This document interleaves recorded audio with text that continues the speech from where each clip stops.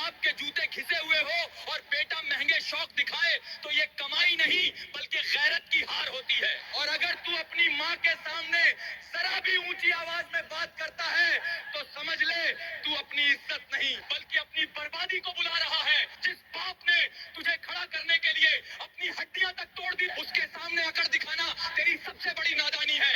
याद रख, तेरी पहचान की हर चमक तेरे बाप की मेहनत और तेरी माँ की दुआओं की देन है। अगर मेरी वीडियो से मोटिवेट और सीख मिलता है तो एक लाइक कर देना।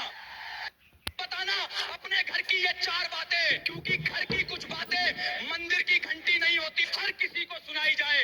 पहली बात, घर की कमजोरी लोग सहारा देने नहीं आते बल्कि उसी कमजोरी का फायदा उठाकर चोट पहुंचाते हैं। दूसरी बात, घर की कमाई और खर्च, हर कोई तुम्हारी तरक्की से खुश नहीं होता। कुछ लोग मुस्कुराते हैं सामने पे, भीतर ही भीतर चलते हैं। तीसरी बात, घर के झगड़े या मतभेद, घर का मामला बाहर जाए तो इज्जत नहीं बढ़ती, इज्जत गिरती है।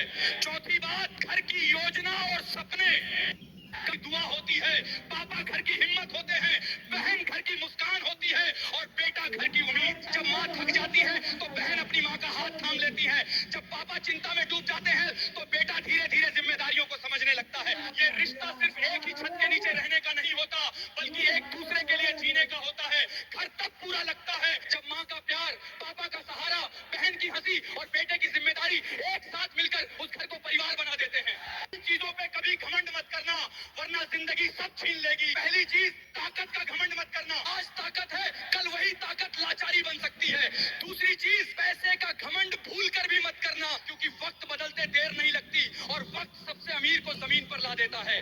तीसरी चीज, कभी भी अपनी अकल का घमंड मत करना। जो खुद को सबसे समझदार समझ ले वही सबसे बड़ा बेवकूफ बनता है। और अगर मेरी बात से सहमत हो तो चैनल को सब्सक्राइब जरूर करना। में खुद को कभी अकेला मत समझना, क्योंकि जब तक बाप का हाथ सर पे है तुम्हारा कोई कुछ नहीं बिगाड़ सकता। जिस बाप को तू आज बोझ समझ रहा है ना, याद रख, उसी ने अपनी हड्डियां घिसा दी तेरे नसीब का घर बनाने में, जिसने तुझे चलना सिखाया। आज तू उसी को आंख दिखाता है। शर्म कर,